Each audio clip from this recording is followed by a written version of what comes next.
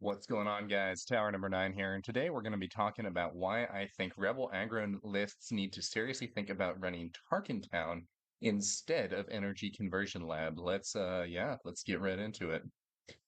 So, this is a situation that I think is going to be a little controversial.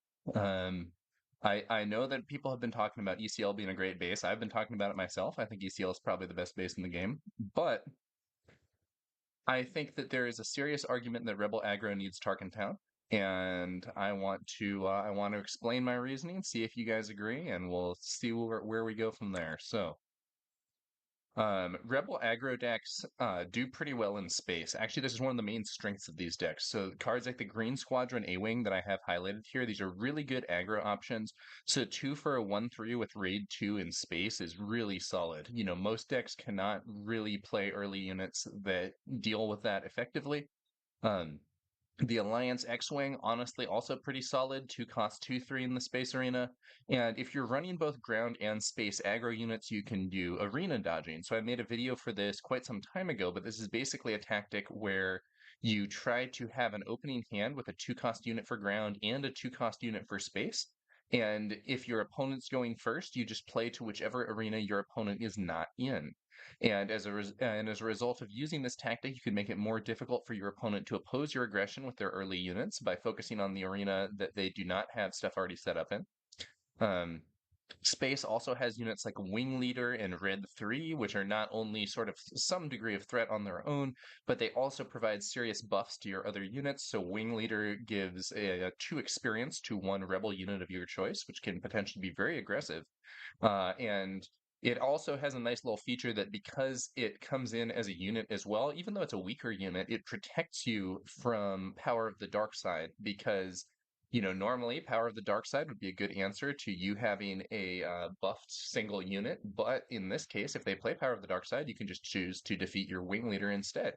Then Red 3, also a great buff to your other units, it gives Raid 1 to other Rebel units. Or I'm sorry, not other rebel units, other heroism units, and these decks tend to have a high heroism count. So you end up with a unit that's not only pretty solid on its own, it's in space, so there's fewer things that can deal with it. A lot of removal stuff and early fighting units just don't interact with space. So things like Force Choke, Death Trooper, Cell Block Guard, any ground unit essentially. Um, Going to space can be a way to avoid those early threats. Most decks are playing a lot more ground than they are space, which means that by going space, you can potentially circumvent a bunch of their cards. And in fact, I think this space threat is one of the main reasons that Rebel aggro is good, and it's a really positive upside for these builds that allows them to threaten opponents that might otherwise be able to put up a really solid defense. A lot of decks struggle to deal with the fighter swarm. And in theory, there's stuff that can counter it. So, like Bombing Run, for instance, is really good against a bunch of small fighters, but that also costs 5, which is a little slow and it's not often seen. So while there are some things that are potential counters, most of them are not really used that consistently. However, there is a problem now for these space aggro strategies, and that is Consortium Star Viper, a 3 cost 3/3. While you have the initiative, this unit gains Restore 2. So on the face of it, that's not really very good. And in fact, I think Consortium Star Viper is like a pretty mediocre and arguably even bad card on its own. But in the context of the current meta and environment, it's actually a pretty strong counter because people are almost universally playing Energy Conversion Lab when they are playing command bases. And this creates a situation where if you play an A-Wing or an X-Wing, your opponent can ambush it with a Consortium Star Viper, defeat your unit, perhaps heal their base as well, and then because the Consortium Star Viper will live through this attack, they have this 3/1 or 3/2 that can potentially fight further ships. And if you don't play other ships to avoid the opponent getting a 2-for-1, the conditional Restore 2 on that Star Viper can really hamper your aggro. So you don't really have good recourse after the Star Viper picks off one of your units, all the early Rebel fighters die to the Star Viper and don't kill it, at least when the Star Viper is the one attacking. So Red 3 and the A-Wing trade with the Star Viper, but only when they're attacking into it. And if the opponent is using the Energy Conversion Lab to ambush, they're basically guaranteeing that they get that first attack, even if they don't have the initiative.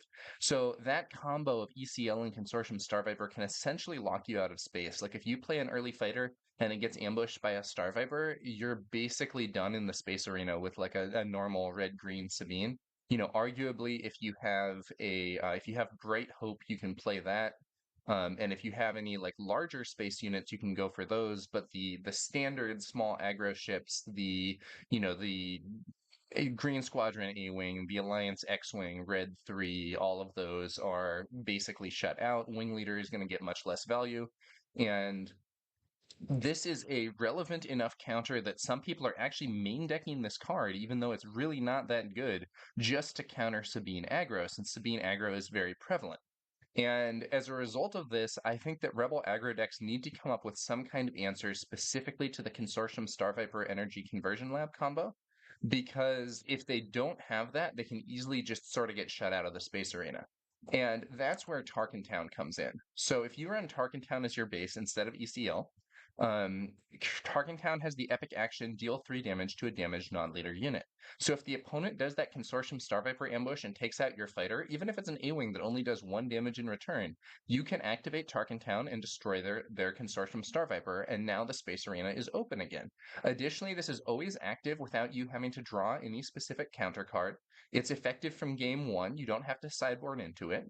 And in my opinion, this card really opens up the space arena to aggro plays, even versus this Star Viper ambush.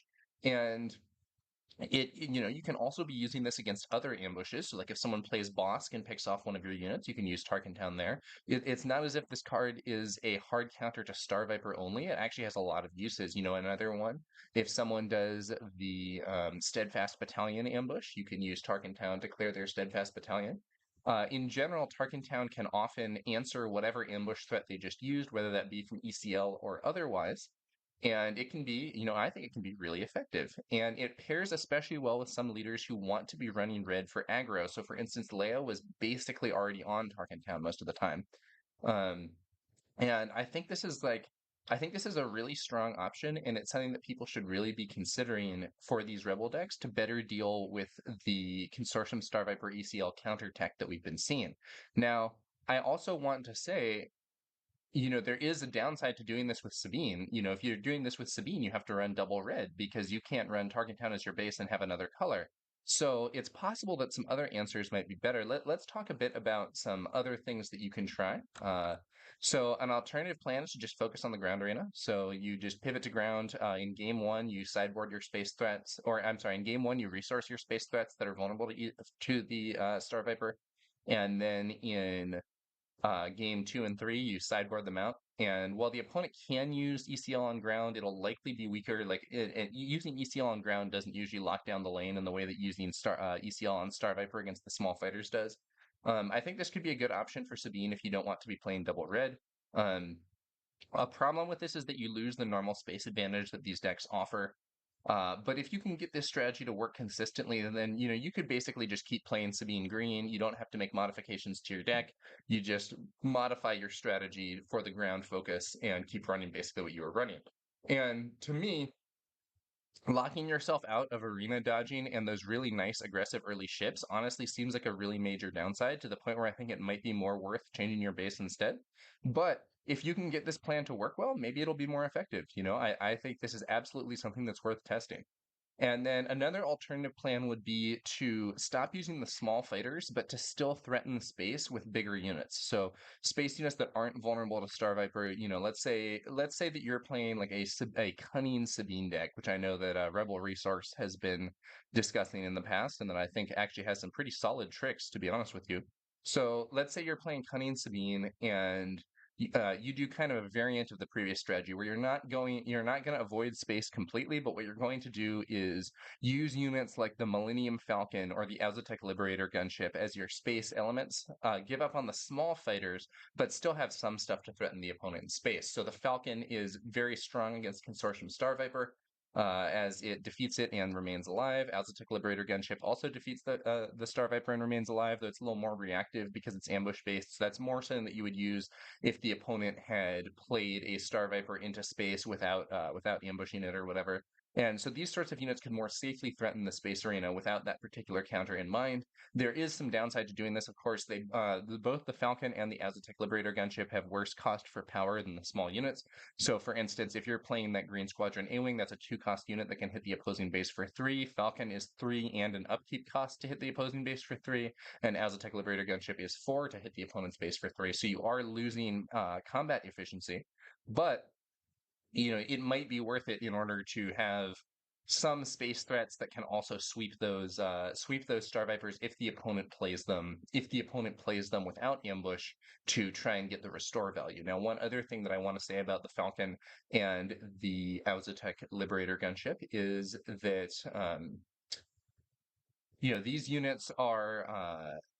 these units are not effective against Consortium Star Viper if the opponent's playing Krennic and they've already ambushed, because the unit being damaged will bring the Star Viper up to strength 4. So originally I had thought, well, maybe you just run the normal fighters and then clear a star, then bring out the Falcon rather than other fighters if the opponent ambushes with Star Viper. But at least against Krennic, that tactic isn't great because the Star Viper will in fact be able to trade with the Falcon thanks to Krennic's passive.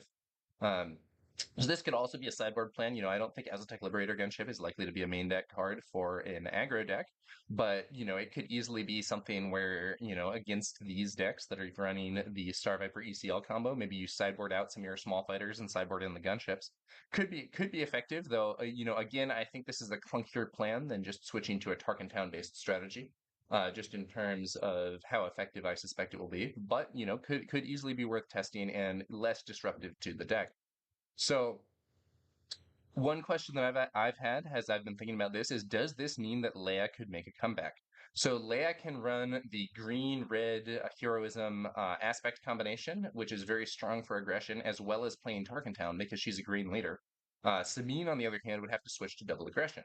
So does this mean it's time for Leia to return? I think Sabine's been more popular recently, but Leia isn't a joke. I think that Leia's ability can be really annoying in situations that are close to the edge because the ability to attack with multiple units can really be a major threat, especially at presenting lethal earlier than you would otherwise.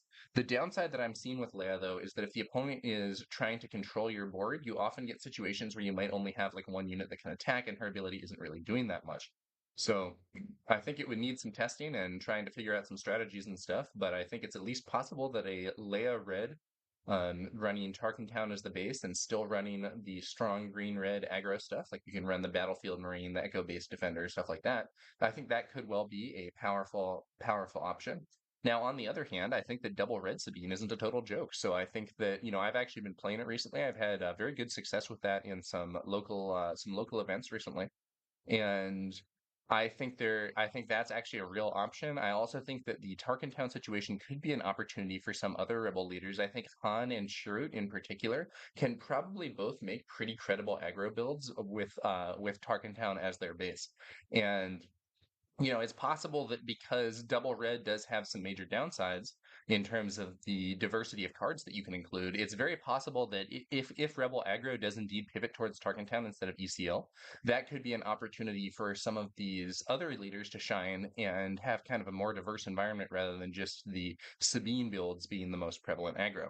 So we'll see what the future holds, but I, for one, have been enjoying my time here with Double Red Sabine. I think it has some strong options and can counter these Star Viper plays pretty easily. So I think this is something to consider for the future, and I am going to have a Double Red Sabine deck tech video here if you want to see what my take on a Double Red Sabine that uses this Tarkintown theory to try and get the advantage looks like. That is going to be a separate video, but I'll have a link to it here. So thanks to you all for watching this one, and maybe I'll see you over at my Double Red Sabine deck tech. That's going to do it for this one, guys. Thanks again for watching, and we'll be back later with some more Star Wars Unlimited content. Catch you guys later.